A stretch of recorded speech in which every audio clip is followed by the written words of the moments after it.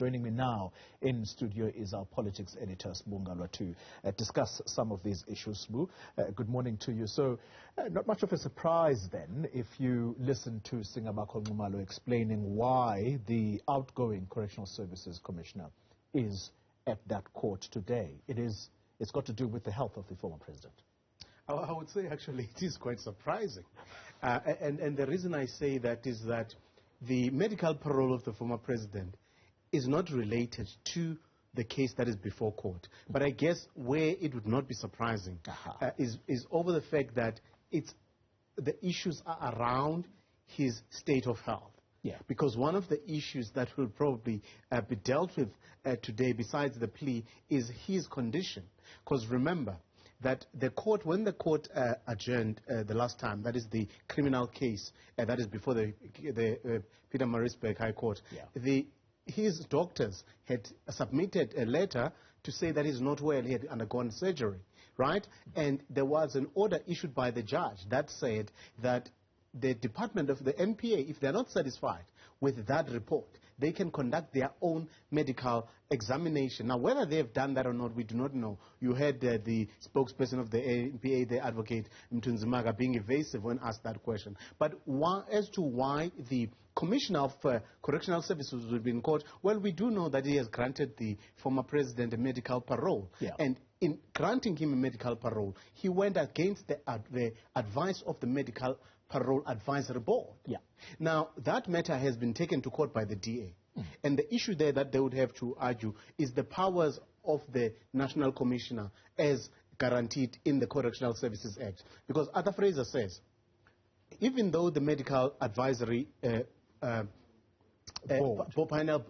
Board, even though they said President Zuma is stable and must not be released, I took a decision to release him. Does he have the power to overrule those? But also, what bearing will that decision have on the criminal case? If President Zuma is considered not to be fit enough to be in prison, will he be fit enough to stand trial? I guess that explains why the NPA would have summoned Arthur Fraser to come to court today. And that's the word I want to come to, Sbu, because what should we read into the wording around this? Singabakho Nxumalo says the commissioner has been subpoenaed to come to court. It doesn't just happen willy-nilly. It's not a collegial invite. It's not a collegial invite. There we go. That's the word I'm looking for. So explain that to us, if you can. So obviously, I think the NPA, obviously, the NPA is not convinced. I mean, if you listen to what the current or the outgoing Correctional Services National Commissioner said in the interview that he did, he was saying that he went against the advisory board. Yeah. And the advisory board had made this decision based on an examination and this that is had a been board, conducted. This Yes. is a board that comprises medical professionals. That's correct. That's correct. So if the doctors examine the former president, because we know that his medical team submitted the application, and then he was examined, and then the doctor who examined him says, the former president is stable, so there's no reason to remove him, to release him on medical parole. And then the commissioner went against that. So obviously, that has a bearing on this case. Because if it is accepted that the former president is not medically fit to be in prison and is granted parole because he suffers from an undisclosed ailment for now, how then?